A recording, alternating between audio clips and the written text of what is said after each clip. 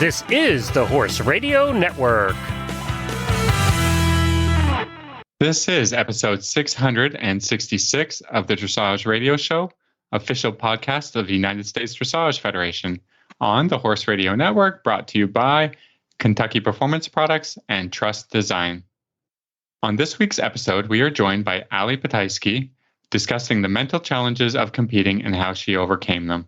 After that, Karen Isberg talks about feeding the older horse. And for the trust tip of the week, we're going to chat with amateur Kelli Agnew.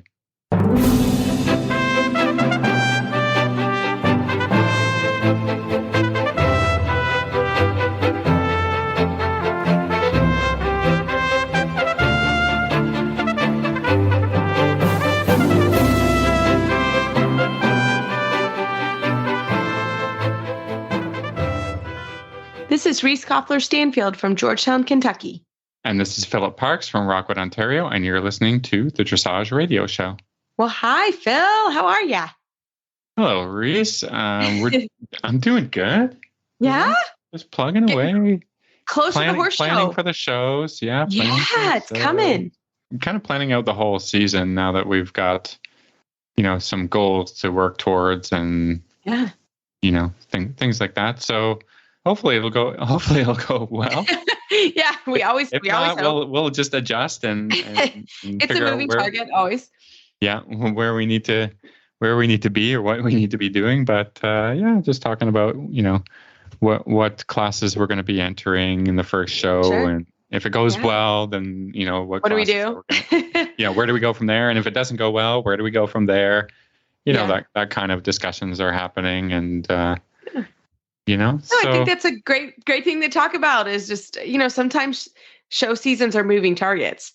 I think we all have a plan of how we want it to go, and then something happens and you have to make a different plan. And I think that's normal. And I kind of go in, that's why I laughed when you said that, because you really do kind of have to go in and think, well, this could be different, or could be whatever it is. And sometimes knowing that it's going to change. We have kind of a best case scenario and then worst case scenario. Yeah. To target the competitions within that. So we're just saying, okay, we're going to hit this one first, and best case scenario, it goes well, and we'll, this will be the next one, or worst case scenario, it goes badly, and then we got to hit one 2 weeks later, that kind of thing. So with the ultimate goals of whatever it's going to be, lots of, in America, you guys have all those regional championships. We don't That's right.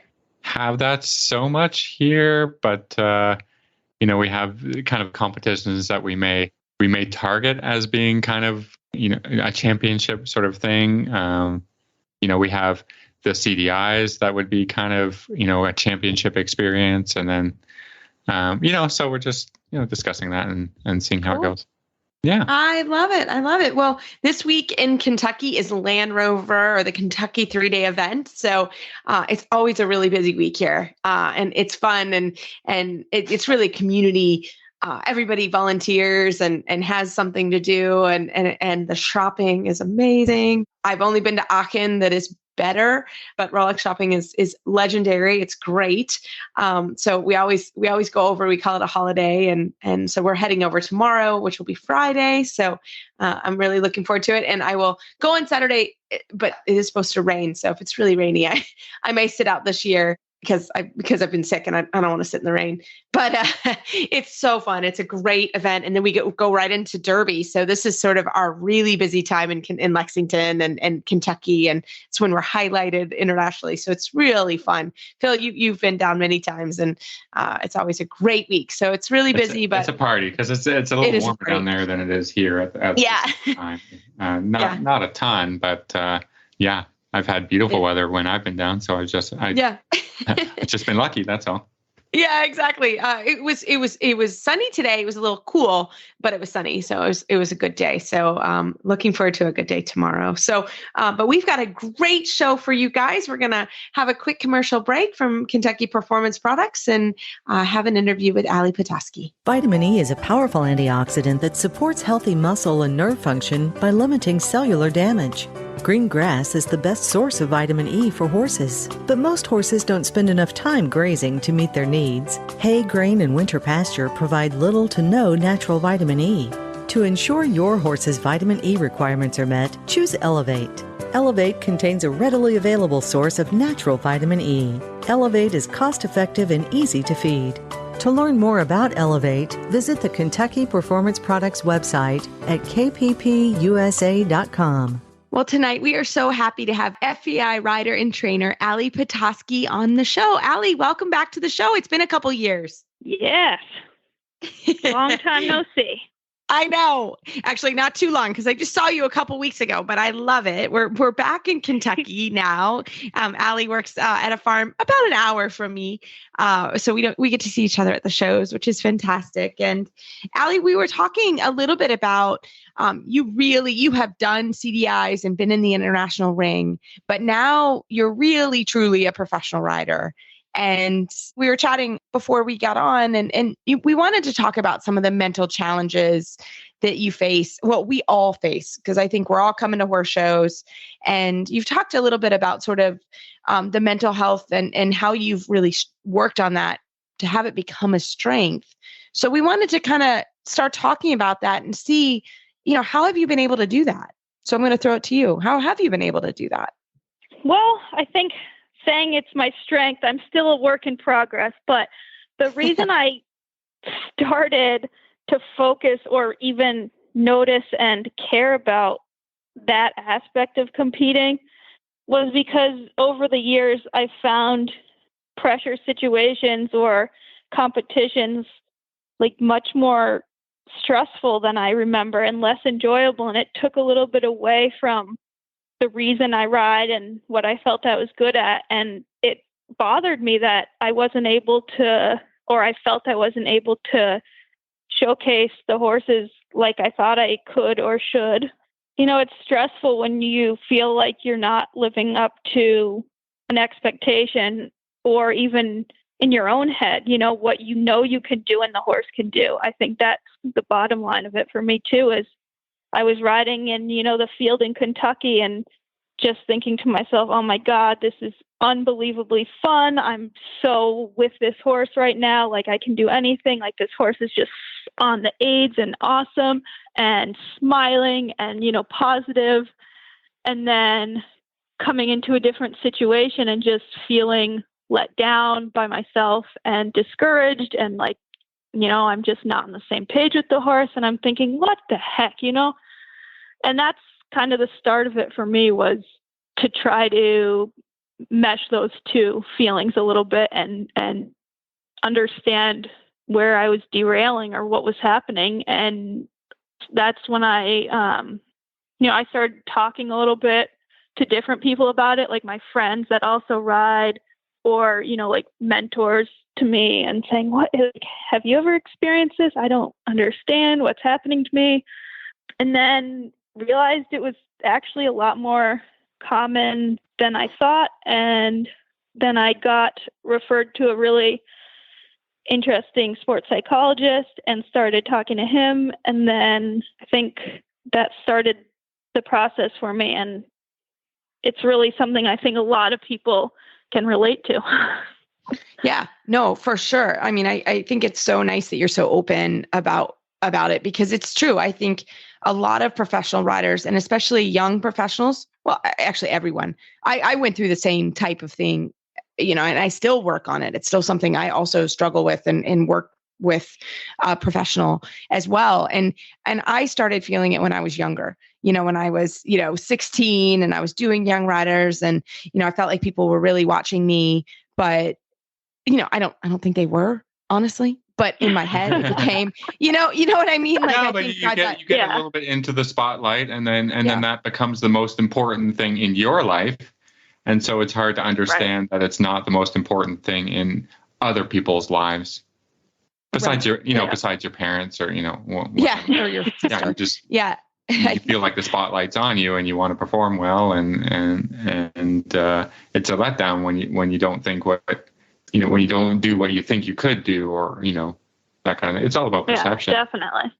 Right. Yeah. And then you get to Florida, and it does, when you're in the CDI ring, it does open you up to that scrutiny, because there's live stream all the time, right? Whenever you go down that center line, there is live stream. So you like it or not, you have opened yourself up to scrutiny, or I don't know if people really do watch it, but I think they do. And, you're opened up to that. And that's a different pressure. So how did you handle that? Because even when you did Young Riders in U25, you were very successful, but that was not an option, right? Like even back in the day when I did Grand Prix, that was not an option.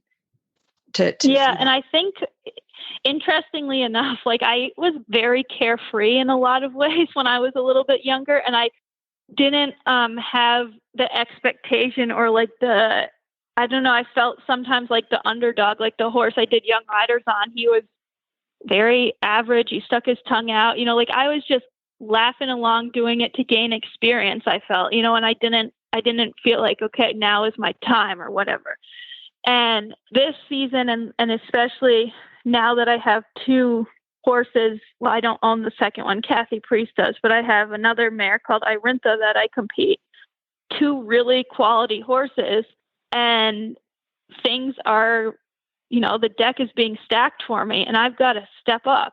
And that to me was the moment where I said, oh my God, I need a little help. Of course, it's for me that I want to do the best that I can for myself. And I'm very not competitive with myself, but I really want to do well.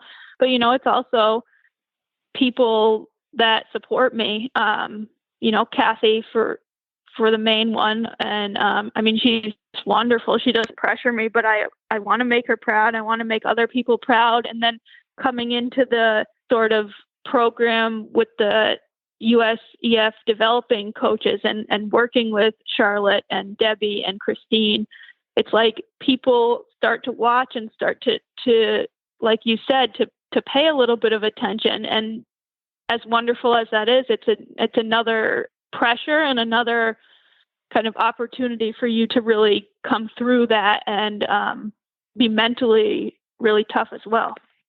So talk to us a little bit about the strategies that you're trying to develop and mental awareness and how you're dealing with those pressures, because now you kind of are like, you've had success, right? So, perhaps there's a pressure to also have, continue that along, or how are you thinking about these things? Yeah. I think it's funny too, because people always, figure like, oh, if you're winning or you're successful, like you must be like super happy and like super on top of everything. But as people that are close to me know, like I need help sometimes, and I get grumpy, or I get, really uptight and, kind of depart the mental station, so to speak, when I feel that. And that's something that again, I'm working on. And I feel like this season, I had so many opportunities to do that, and it did really improve for me. The first thing that I really dealt with my sports psychologist was figuring out really like my authentic self, which sounds a little bit hoo-hoo, but like what works for me versus what works for people that you might compare yourself to, competitors, friends, anyone else. But that it can be really tiring mentally to not be yourself. And that's something that resonated with me a lot, because I do have a strong character, like an outgoing character, and, very positive usually. So me trying to kind of shame myself for not being a better competitor, or, being better under pressure, and I should be a certain way. I should be visualizing my test 34 times before my competition. Me trying to put myself in some sort of box was actually not what I needed to be doing at all. So getting honest with myself with what works for me, and whether that be the week before the show, the hour before, the 2 minutes before I go in the ring, is just finding where I need to be versus what I make up in my mind. And the other thing that really affected me was like the statement of, I actually do know what to do. It's just, I need to transfer a skill to a new environment. So I was thinking of like, oh, I need to build up all these mental skills, and I need to build up and learn how to ride under pressure, and learn how to show, and learn how to do all this. But I actually know how to do it. I just have to transfer it between different environments. Because like I said before, I can go out in the field and I can ride like hell, but maybe I don't do it in the CDI ring at Global, but it's in there. It's just transferring it instead of me feeling overfaced by having to learn a whole new skill set. So that was something I said, oh my God, that kind of makes sense. And that sounds a little less daunting. Yeah. No, I think that that's it. And that's a lot of when you work with a professional, like they tailor it to you. And I think that that's so important and to your experiences and your personality. And I think that everyone's different. You know, you can give people what works for you, but at the end of the day, whatever level you're doing and whatever you're doing competitively, or we all work hard at the sport. That's why we're all here. That's why, you know, our listeners are listening to the podcast, but everybody's going to have a certain way that they're going to do it. And I think that that's so important to do for sure. Yeah. And I think like traditionally I have worked with other sports psychologists, and there is a kind of go-to system of preparing for a show. And honestly, it just never clicked with me because I'm ADD as hell. I don't visualize well. I don't have a solid routine. Like I kind of laugh, you know, because it's like, oh, what's your pre-show routine and all this? I'm like, I don't have one. I mean, I need to usually do my own work. I don't like having a groom. I braid, I tack up. That's pretty much the only thing I need. Oh, besides fun fact, I wear cat socks every day when I'm showing. So that's my only silly thing. Well, Ali, you're a free spirit. Most of us, a lot of us are type A personalities, you know, and the amateurs that I teach and that ride have really stressful professional lives, you know, doctors and lawyers and all of that. And then every once in a while we get a sprinkle of these free spirits that sort of type A structure doesn't work. Right. So then it's good that you went out and you found your way of doing it. And there's nothing wrong with that. I think there's a bit of an issue when, you know, all the rules tell us, you know, we have to dress the same. We have to ride with the same gear. And then, like you said, it kind of puts you in a box. Well, I want to be like this, you know, this person, that person. I want to look like this. But in the end, I mean, if you're not bringing joy to your competition, then what is the point of doing it? Yeah. And I think that's something that this sports psychologist and I clicked with that line of thought is that, like, why am I trying to put myself in someone else's routine or put myself in a situation that isn't comfortable for me? Because at the end of the day, like, this is something that needs to be sustainable as well. Like, if I want to keep doing this and I want to progress, then, like I said before, not being yourself and not being authentic is actually really draining. And so, you know, it's all about finding in this past season for me, like competing so often and doing the CDIs, like I was thinking of it also as sort of like finding what works for me, finding this opportunity to strengthen that and to strengthen mental skills, to give the horses confidence, to kind of prepare for what might be to come instead of just thinking about, oh, I need to win this class this weekend to get the blue neck sash. It's like, well, this is actually the perfect thing. You get to repeat competing quite often and find what can really work for you in the long run so that you feel like you're gaining through the season, not like you're just putting yourself out there again and again and not progressing. Yeah.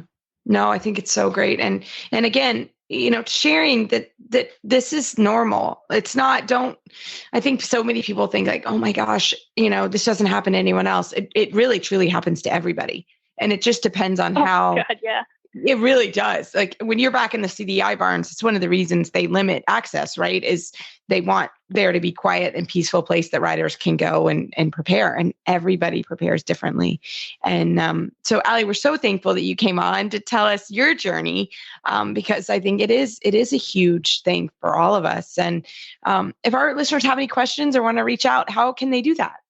I think Facebook would be the best, and just Ali Potasky can message me or add me on Facebook. But I really yeah, feel free to message too, because I feel like it's something that needs to be easy to talk about. And it's like you said, we all have stuff that we're working on, and it might be completely different stuff, but literally everyone I've talked to in my journey this past season with being in the CDI ring or anytime is like, yeah, this is a big part of it is learning to perform. And, maybe it's not what my favorite thing is now. If you ask me why I do this, it's not to be in the CDI ring. It's to, be with the horses and train them, but there's no reason it can't be a more enjoyable thing.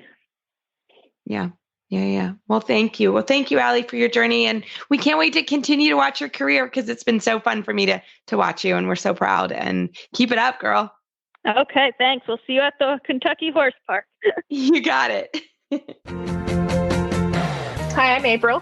And I am Laura, and we are the hosts of the Rein in Your Herd podcast, where we help with building an online presence for your equine business. So this can include online marketing, social media, blog, YouTube, online memberships, courses, Facebook ads, and websites. We give you the tips you need to dive in on these subjects and also interview other equine business owners who are doing it well. We have a lot of fun doing it, so we hope to see you over on Rein in Your Herd. Well, we are so excited to have back on the show tonight Karen Isberg, president of Kentucky Performance Products, back on. Hi, Karen. Hi, it's always fun to be on the Dressage Radio Show. I really enjoy talking with you guys. It's always great. We love it. Well, first of all, how is your wonderful Oreo? My wonderful Oreo is doing very well, thank you.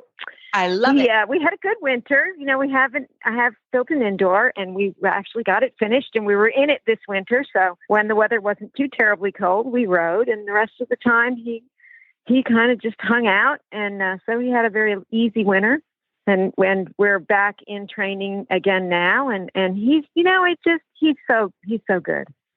He's like, yep. Oh, we're riding. We're going back in training now. No problem, Mom. Whatever. He's just okay. What a good horse. Okay. Yeah. We love it. Oh my gosh, I love that. He's that. a good boy, And we've known each other now for so long that, and I'm getting better, Reese, much better about keeping him forward all the time. Much to his That's my success. girl. It's not like that. Yes. But, we've gotten rid of some of our demons as far as, insecurities in the canter and stuff. So now we're zooming. All right. But I think that's a good point, Karen, is you've had him a long time. How long have you had him now? It's going to be 4 years. It'll be 4 years in October.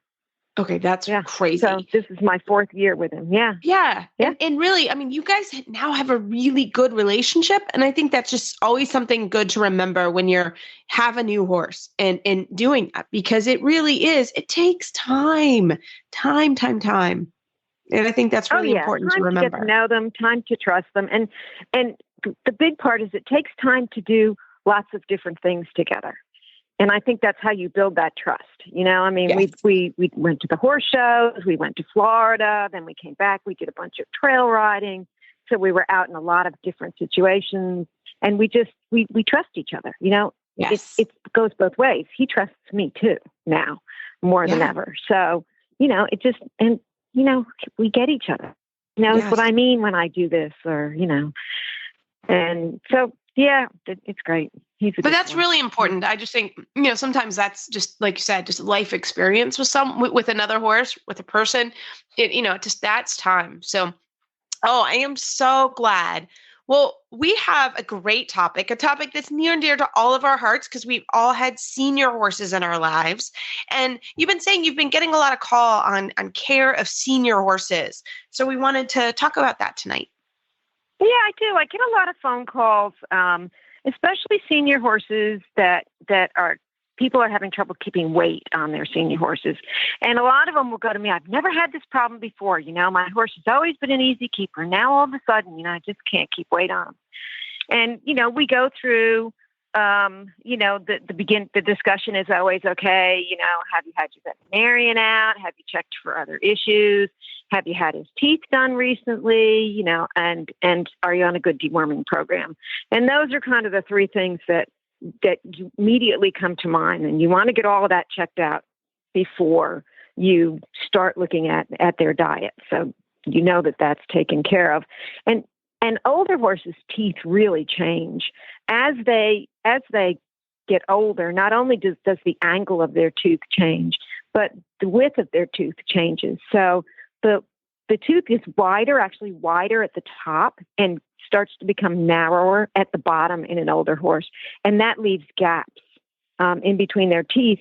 And because their teeth are together at the top but not at the bottom, a lot of food can get shoved in there, and the horse can't get it out. He can't clear it because he can't clear it through the top of his mouth with his tongue.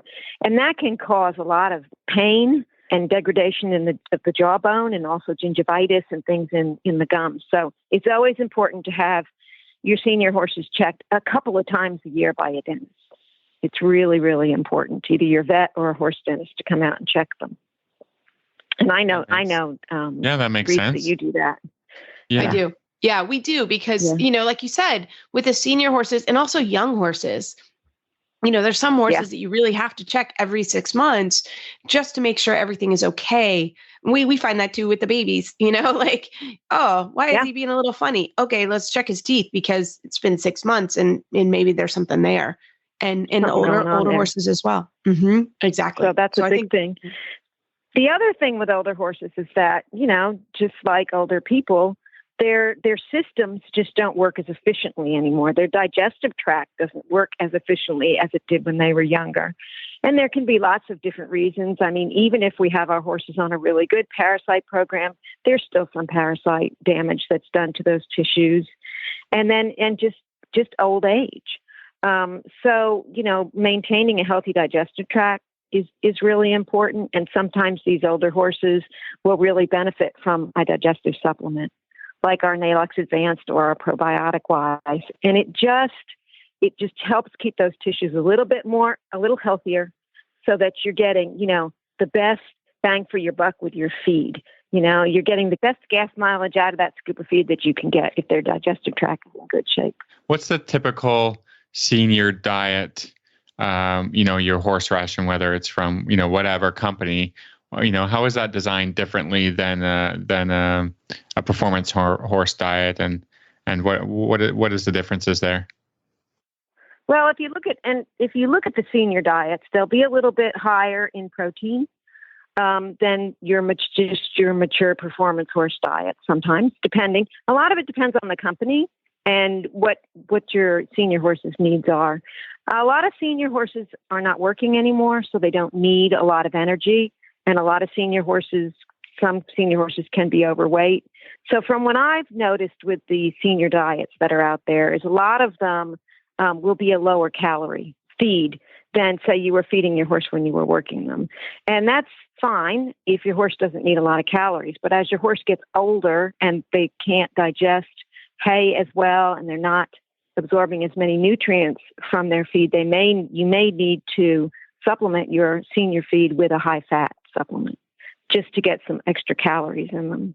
So a lot of the senior feeds that are low in starch and low in sugar and high in fiber also are not very high in energy. And a product like your Endure Extra, right? That was a great product for me when we needed it and putting weight on. Yes. And that's a combination. That's 50% fat. And it's a combination of different fats, of rice bran and flax and some other different fats. And then that particular product has direct-fed microbials in it, so it's addressing issues in the gut. And it also has a vitamin E in it, which is important for immune system in an older horse and muscle and nerve health. So that's kind of an all-around product that if you have an older horse that, he's eating all the hay he can eat, maybe he's not eating as much or he's not able to chew as well as he could, and you've got him on a senior feed and it isn't quite holding his weight, but you can add a fat supplement like that, because you don't have to add much. It's only 4 to 8 ounces a day. And you want to make sure that you keep your meal sizes small. Really don't want to feed more than 5 pounds of grain, even a high fiber grain in any one setting. You want to feed that several times a day if they need a lot of grain or a lot of concentrate to continue to gain or maintain their weight. So Karen, sometimes, older horses, they lose teeth or, they have other issues when they need their food wet. Like, how do you start to make those changes as your horse ages? Well, I think you want to keep an eye on them. Like, I've got an older horse out in my barn, and we noticed over the winter that he just wasn't chewing as well. And what they'll do is you'll see what we call these, I call them little cigars, and it's kind of wadded up hay that they move it around in the mouth, and it gets all wet, and then they just spit it out. It just looks like a little cigar that's laying there on the ground. And that's because they just can't chew as well anymore. So if you notice that your horse is having trouble eating hay, and some horses will have trouble out in the pasture, you can go to a chopped hay, you can go to soaked hay cubes or hay pellets, or a complete feed that has that. And most of the complete feeds have the easy to digest fiber sources like beet pulp or soy hulls in them, which are considered super fibers and are really easy for the horse to digest. So you would move to that kind of a feed. And then, some horses don't like their feed wet and some horses do. So you just have to be careful. If you're starting to wet your horse's feed, I would start with just a small amount of water and get them used to it. I wouldn't just dump again, I would a gallon of water. Dump a bucket of water in and then go, oh, they won't eat it. Some horses don't like their feed wet. Yeah. So that is anything that you do, you should do slowly. Any change that you make, especially to an older horse, you should do slowly over several weeks. 2 weeks, really, at best, would be the best. And you slowly add whatever new feed, new fiber source that you're adding, and slowly take away the old one so that you give that digestive tract a chance to acclimate. Yeah, that makes total sense. And I think too, this is a great time. I mean, Karen, you're an amazing resource. These are the times that you need some resources and some people to help you with your feeding program. Because it's maybe different than what you've been doing, or for sure different than that horse has been used to in the past. Yeah, absolutely. And like I said, a lot of the phone calls I get are people that have horses that they can't keep. All of a sudden, they've dropped a lot of weight and they've dropped a lot of muscle, and they don't know what to do. And we sit down and we look at their diet, and they're on a low starch, low sugar performance feed or a feed for low starch and sugar that they think is good for their horse, which it is good for their horse, but it's not providing enough calories. And then we also look and see that maybe this horse has backed off the amount of pasture he can eat, so we need some more vitamin E. So it's important to just kind of look at the diet and decide, am I still providing everything that I need for my horse? Because horses change over their lifetime. Yeah, for sure. Well, Karen, how can our listeners find you online if they have more questions about their own horses and about the amazing products at KPP that could help their older horse? Well, I'm happy to read any emails that anybody wants to send me. It's just my first initial K, last name Isberg, ISBERG, at kppusa.com. So you can email me there. You can reach out to me on Facebook. KPP USA has a Facebook page. You can go to our website. We have lots and lots of resources in our library. And if you might be able to find your answer there. And if not, we have an info@kppusa.com email address, and you can send your questions there. They usually end up with me. Or you can call our office at 859-873-2974 and talk to one of the girls. And if they can't answer your question, they'll take your number and forward that to me so that I can call you. So we're always available to answer questions. Fantastic. And you're great at it, because I ask a lot of questions too. And Karen's always so patient and lovely about it. So, well, Karen, we thank you so much. And we look forward to next month and hearing how Oreo's training continues to go. Well, thanks. Yeah, I can't wait to be back. Well, Phil, we wanted to talk about our Trust Design halters. You and I were able to get some so we could test them out. And I'm not going to lie, my young horse, Neo, went to, we have a great young horse show here in town, the Spy Coast Young Horse Series. And he sported his Trust Design halter. And he has it's black with roses. It's so cute on him. He looked adorable at his horse show. So that was really fun to dress up with our new halter. I really had a good time with it. That's a dark horse too, right? So he's dark. Yeah, he's a bay and black on black with the pink roses. Sharp. Yeah, it's sharp. He looks really sharp. I was like, oh, he's so cute. I think you posted on your Facebook if people want to see what that looks like. So yeah, because I did see it as well, and that's it looks beautiful. So if people want to order their Trust Design halter, they can go to www.trvst.com and then enter HRN for the 10% discount code that we've got running for all of our great listeners. Fantastic. Well, we hope you enjoy. And we've got a great Trust Design tip of the week with adult amateur Kelli Agnew.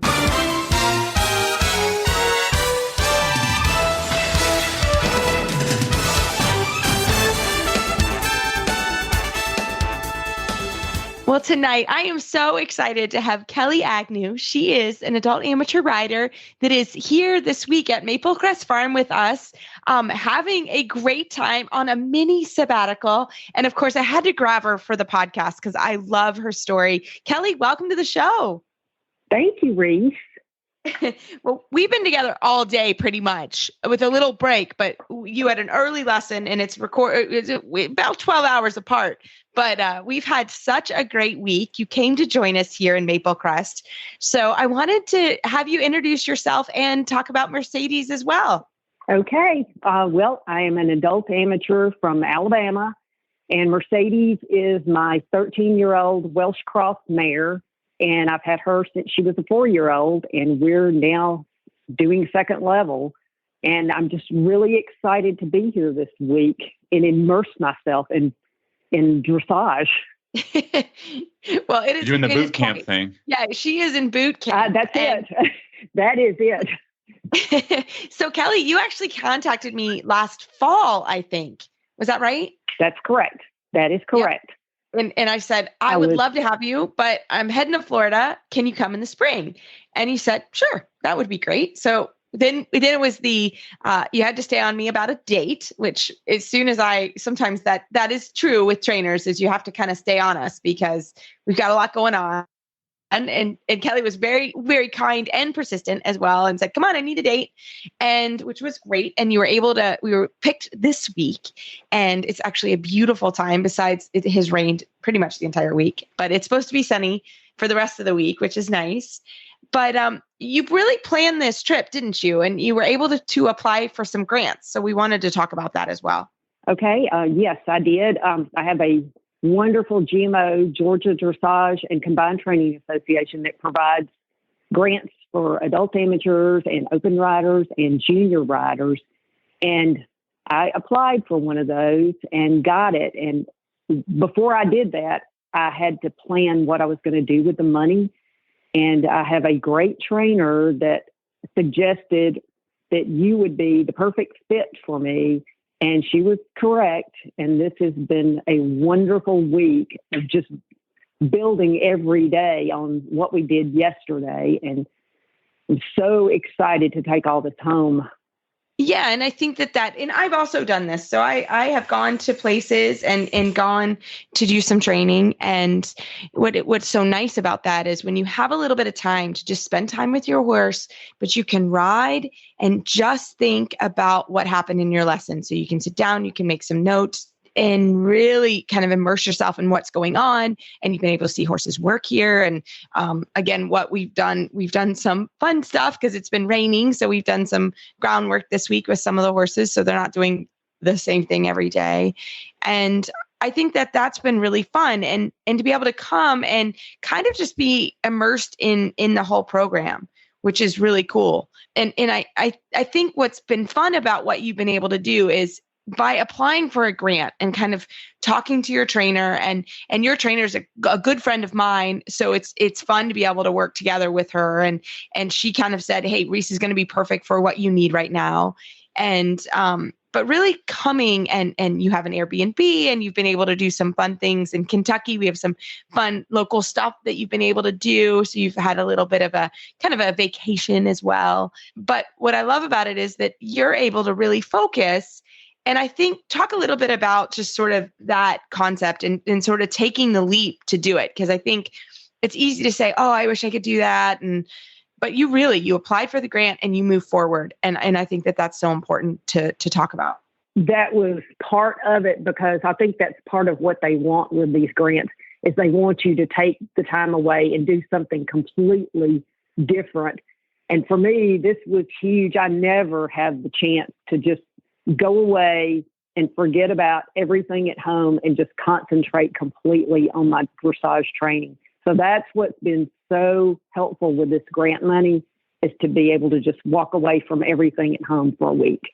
So I'm just going to put you on the spot a little bit. We like to include a lot of tips, in our show. So perhaps you could think about, things that you've been working on with Reese and what you've learned, or what's a good tip for, maybe your training second level, and tell us about something that you've been able to improve, or a concept that's gotten correct in your head. We call them kind of light bulb moments, but you could just, think about it for a minute. But tell us what you're working on. Well, discipline, I think, has been one thing that's gone throughout the entire week. Is I tend to let my little baby get away with more than she should. And once we applied discipline to everything that we did, things just came around really quickly. So for me, I think that's been the key. And Reese was telling me, dressage is all about discipline in everything. And for second level, you better be disciplined, or you're not going to keep going. So that's been key for me. Yeah, I think that's absolutely true. In the canter, walk, canter, the simple changes, those require a ton of focus and a ton of, just trying to make it perfect, right? Because that's such a hard move to do. If you're not focused and you're not disciplined, throughout. Correct. And Reese is very picky about everything. And my trainer is very picky about everything. And it's so important. It really is. And I have been talking to her too and telling her, oh, Reese told me this, but you've already told me this. And I guess I heard it in a different way. But I think that that's true for everybody as well.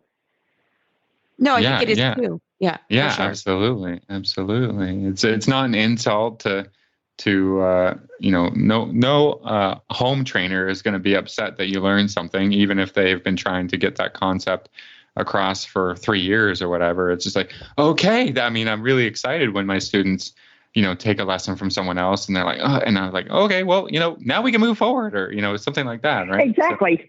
So, now I'm going to have to tell you that 300 times.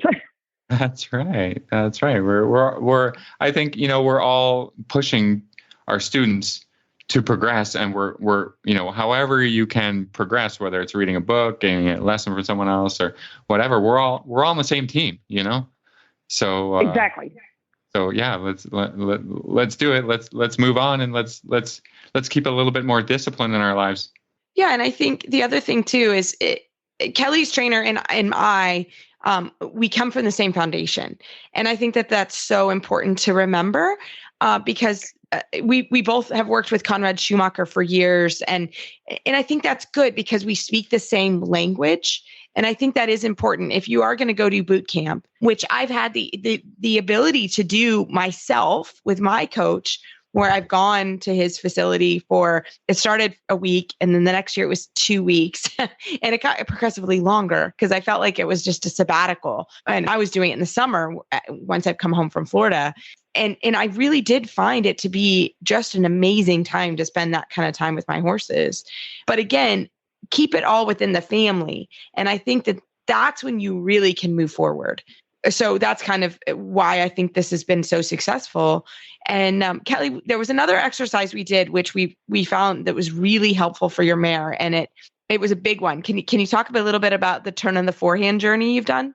Oh, yes. Oh, yes. That has made her much more responsive and much more attentive to my aids. And again, it comes back to discipline, making it work when you tell her to go, and that's been amazing this week. Yeah, exactly. And I think turn on the forehand, you came in this week and saying I'm kind of stuck in second level and I need some kind of energy to get out of second level, and also some tips not that you're quite ready for flying changes, but I would like to think about third level, which I think is a lot. People are stuck at that spot a lot. And we really went back and we looked at some of the basic things that were affecting your horse. Like, for example, I asked, can you do a turn in the forehand? And you said, well, I know what it is, but it's not very good. Well, that was a good indicator of what was going on, right? Sort of lack of discipline, lack that your mare wasn't as laterally supple as we wanted. She wasn't as laterally responsive as we wanted. So there was a lot going on there that we were able to sort of fix by just fixing some basics, which was really, really helpful. Yes, and fixing the tension, that's something that has been huge as well. And now we have a way to work on that. And that's going to really improve everything, I think. Yeah, exactly. No, I do too. And we really just wanted to come on and I really, really wanted Kelli to share a story because I think it's the time of year where we're all getting back in, we're all really excited. And to think about, stretching yourself, but maybe going and doing sort of a boot camp somewhere. I don't know if all farms are set up. We happen to have a pretty good setup. And a lot of times we'll have a couple people come and it's quite fun. And it's really a good, exciting adventure. So Kelli, I'm so glad you were able to come and enjoy and be with us this week and look forward to continuing our relationship as well. And we just really wanted people to look at the Dressage Foundation. They have great grants. Your local GMOs, that's another great place. A lot of times they will have grants for adult amateurs, but if your GMO doesn't, maybe ask them and see if you can create your own grant as well. So Kelli, you were an inspiration and I'm so thankful you were able to come this week and also come on the radio show. Well, thank you very much. And I want to try and come back again, maybe in the fall. We would love it. Well, Phil, we've been working hard to get some guests for some questions that we've been getting on the Facebook page. Kind of everybody listen up for those. They're coming along with some interviews and we hope you enjoy them. And we love email and Facebook shout outs. Keep them coming. And I know it's busy now that it's spring. I'm sure everybody's out of the barn and spring cleaning, but we do have a really good book club of the month going, which is Gerd Huishman's Balancing Act. It's really an interesting book. I think we're going to have some really interesting discussions with it. So get reading. We have a little bit more time before we discuss it with one of our auditors who was able to get the book with us. So we hope you are enjoying that book. And as always, you can find our show notes and links to today's guests on our website, dressageradio.com. Like us on Facebook, just search Dressage Radio Show. Follow us on Twitter at Horse Radio. My website is maplecrestfarmky.com and my email is reese@horseradionetwork.com. I think the best way to find me is through Facebook, or my email is philip@horseradionetwork.com. I'd like to thank our sponsors for allowing us to put on a good show. That's Kentucky Performance Products and Trust Design. If you'd like to support our show and the Horse Radio Network, you can do that through the auditor program found at horseradionetwork.com. Everybody, keep your heels down and your shoulders back, and we will talk to you next week.